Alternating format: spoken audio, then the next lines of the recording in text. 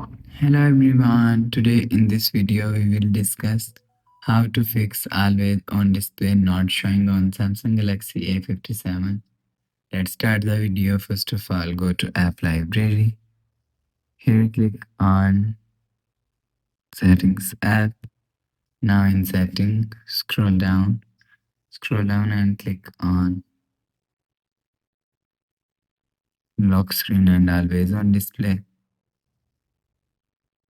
After click on lock screen and always on display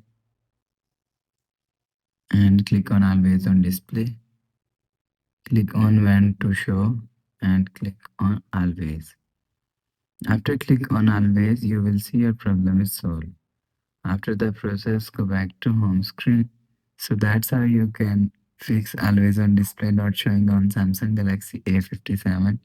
If you like the video, please subscribe. Thanks for watching.